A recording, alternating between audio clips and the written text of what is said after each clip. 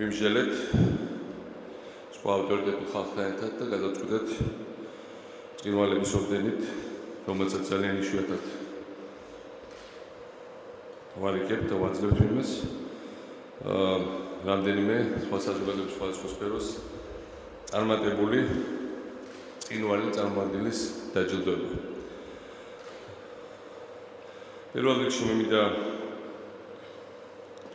დავაჯილდოვო ჩვენი სამოქალაქო სამსახურის მართლაც ღირსეული წარმომადგენლები. ასე არის მიღებული, რომ ჯილდოებს როგორც წესი აძლევდნენ ძველ დროში უფრო უფროსი ასაკის ადამიანებს, რომელთაც ცხოვრებაში უკვე ყველანაირად ყველაფერი ჰქონდათ გამოცდილი, მაგრამ ჩვენი სახელმწიფო სამსახური არის ძალიან ახალგაზრდა. დღეს არის გიორგობის დღესასწაული და ჩვენი ბრძოლა, საქართველოს ბრძოლა მართლაც არის წმინდა გიორგის და ბოროტ იმპერატორის ბრძოლას გავს. იმპერატორი ბევრად უფრო გამოცდილი, ბევრად უფრო ფიზიკურად ძლიერი, მაგრამ წმინდა გიორგი ბევრად უფრო მორალურად წელში გამართული და ბევრად უფრო სულიერად მასზე აღმატებული. ასევეა ჩვენი დიპლომატიური სამსახური და ზოგადად სახელმწიფო სამსახური. ჩვენ ჰქონდა ძალიან რთული მოლაპარაკებები ცოდით რუსეთის მსოფლიო სავაჭრო ორგანიზაციაში მიღებასთან დაკავშირებით და ჩვენ გვიპირისპირდა დიდი პროპაგანდისტული აპარატი გაზპრომის ფულით და მიუხედავად ამისა ჩვენ ახალგაზრდა დიპლომატია მიიღეს საქართველოსთვის ძალიან მნიშვნელოვანი გადაწყვეტილება მიაღებიეს მომლაპარაკების მეორე მხარეს და ასევე შუამავლებს, რომლითაც საერთაშორისო მონიტორინგი პირველად ჩვენი დამოუკიდებლობის შემდეგ დადგება საქართველოს საერთაშორისო აღიარებულ საზღვრებზე. რაც არის მართლაც გარღვევა ჩვენი დიპლომატიისთვის უკეთესობისკენ. ეს არის ერთ-ერთი ყველაზე დიდი მიღწევა, თუ ყველაზე დიდი არის, რომელიც მე მახსენდება ჩვენი დიპლომატიის მიერ მიღწეული დამოუკიდებლობის შემდეგ. და ამ გუნდს, რომელიც მიუხედავად ამ ხელა ზეწოლისა, ყველანაირი გართულებებისა, მაინც ბოლომდე იბრძოდა ისევე როგორც ამ გუნდს, რომელიც მუშაობდა ასევე ევროპარლამენტის რეზოლუციაზე, რომელიც ასევე ისტორიულია საქართველოსთვის. გადაჭარბების გარეშე ეს არის რეზოლუცია, რომელიც გაახსენებათ ისტორიკოსებს, როგორც შეუმრავლების წერტილი ჩვენი საერთაშორისო პოზიციების დაცვაში, ესე იგი პატარა ქვეყნისთვის საერთაშორისო სამართალი არის ძალიან გადამწყვეტი. ამიტომ ბევრი რამ გავაგრძელო, მე მინდა ქართული დიპლომატების მართლა ბრწყინვალე წარმომადგენლებს სერგი კაპანაძეს, თამარ კობზირიძეს, თორნიკე გორდაძეს, სამონი სამადაშვილს გადავწევ ბრწყინვალების ორდენი. საკაი ბაკურ კვეზერელი, რომელიც მართლა იყო ყველაზე ახალგაზრდა ქართველი მინისტრი და ამავე დროს მე ვიცი ბაკურის სამუშაო გრაფიკი როგორ იყო დილის 9 საათიდან ღამის 3 საათამდე. მართლა ყველანაირი ასაკის ადამიანისთვის ძალიან ძლიერი გასაძლებელი, ძალიან თულ საქმეში და ძალიან სერიოზული გარღვევები ჰქონდა უკეთესობის თვლის საკითხში. ადამიანს უნდა უთხრა მადლობა იმისთვის, რაც აკეთებს, რაც გააკეთა ამ შემთხვევაში ქართული სახელმწიფოს სახელით. ხო.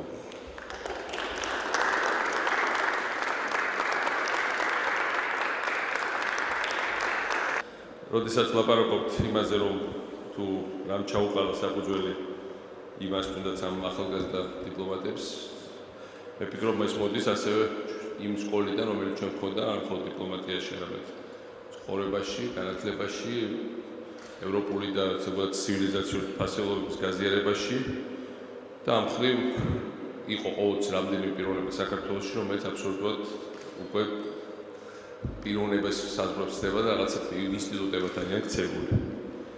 მე ვფიქრობ, გელა ჩარკვიანი ასე არის, ასე ინსტიტუტად გადაქცეული ქართველი პიროვნება.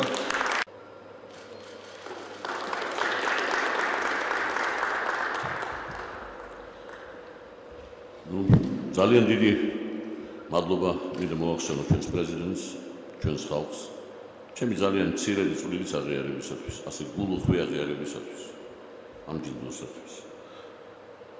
ისიც ალბათ არც ერთი ადამიანი მთლიანად კმაყოფილი არ არის თავისი ცხოვრების გზით, იმის გაგებით, რომ არ არის მთლიანად კმაყოფილი იმით, თუ რა შეასრულა, რა გააკეთა მან. იმიტომ რომ ბოლომდე ჩვენ მაინც ჩვენ დღის წესრიგს არ ვახორციელებთ. ალბათ მეც ესე ვარ, რასაკვირველია, ალბათ შემეძლო მეტი, მაგრამ მეორე მხრივ, როცა ვფიქრდები რა იყო ჩემი დღის წესრიგი, რისთვის ვაკეთებდი გამოგიკვირდებით, რომ ჩემი თავარი მიზანი იყო ჩვენ ხალხს ევროპული გზით და ევროპისკენ მინიმალური გზით. ესე იგი, გაიზიარებინა ევროპული ღირებულებები და მაქსიმალური მიერთებობა. რადგანაც მე მიმაჩნევ ეს ცივილიზაცია არის დასავლური ცივილიზაცია, ეს ცივილიზაცია შექმნა დასავლურმა აზრმა, შექმნა ევროპულმა განმანათლებლობამ და ამიტომ ერთადერთი რეცეპტი წარმატების და საქართველოს თავისუფლებისა არის აი ეს. მე ძალიან დიდი მადლობა ვუხმობ პრეზიდენტს არა მარტო მდიდროსათვის, არამედ იმისათვის, რომ ამ ბოლო წლებში საქართველო განსაკუთრებულად ჩქარ მიდის ამ გზით. და მან უკვე ამ ეკრიანი და ძალიან გრძელი გზის დიდი მანძილი გამო. სულ რამდენიმე წელიწადში. დიდი მადლობა აი ეს მომენტი. ამასინათ ვიყავ საქართველოს ტექნიკურ უნივერსიტეტში და ჩემთვის ძალიან მნიშვნელოვანია, რომ საქართველოში მეცნიერული და ტექნიკური პროგრესი გრძელდება. ძალიან მნიშვნელოვანია, რომ მას ახორციელებს ყველა ასაკის, ყველა გამოცდილების, ყველანაირი წარმოშობის, წარმომავლობის ადამიანები და მე მინდა ვთქვა, რომ ჩვენ ახლა ყველაზე მეტად დაკავებულებით და ის რომ საქართველოში გამოგვარდია ახალი მეთოდი ბეტონის დამზადების, რომელიც ჯერ კი აიარებს საკითხს და მეორე განსაკუთრებულ მაღალი ხარისხის ბეტონს ქმნის. ეს არის გამოვიხილე, გავიცან პროფესორ ვახტანგ კაკავა, ასოცირებული პროფესორი ტექნიკურ უნივერსიტეტის, რომელმაც გამოიგონა ეს მართლაც უნიკალური ბეტონის სახეობა. თუ კი ამ შესაძლებელი იყო პირველების ასე ბატონ ვახტანგის საქმიანობა, ბატონ ვახტანგი ქუთაისიდან წარმოშობილი. არის ქუთაისიდან წარმოშობილი, თქვენ ნახეთ ქუთაისში. ახალ ეტაპზე გადავეკრაფიკოთ, პარლამენტამდე რამდენიმე როკი გვია, ეს საქართველოს თავრობის ქუთაისის სახლი და ზოგადად სახელმწიფოს უზეუდეს ზოგადად ნახეთ ინფრასტრუქტურას აკეთება. ასე რომ ქუთაისის ასაშენებლად ძალიან გამოგვადგება თქვენ მიერ შექმნილი ბეტონი ბატონ ვახტანგი და მინდა გადავცეთ ეს ორი.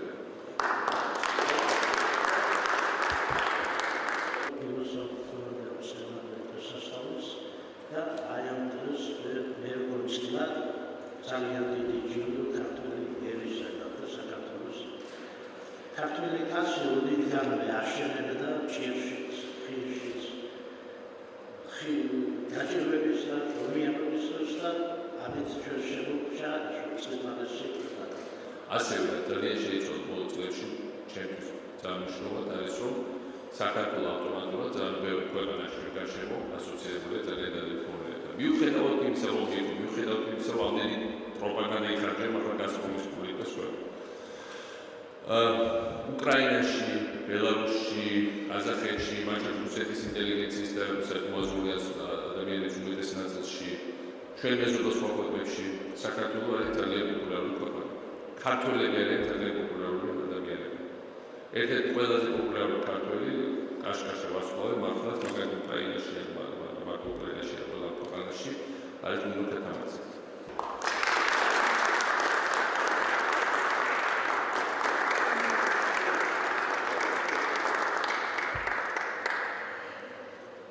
ძალიან დიდი მადლობა ამ თბილი შეფასებისთვის და იმ გზის ასე ვთქვათ, გარანტიისთვის, რასაც ჩვენ გავაკეთებთ მუსიკის გზით. ძალიან დიდი მადლობა ყველა ქართველს, გიწყված ძალას, რომ ჯერ და საქართველოს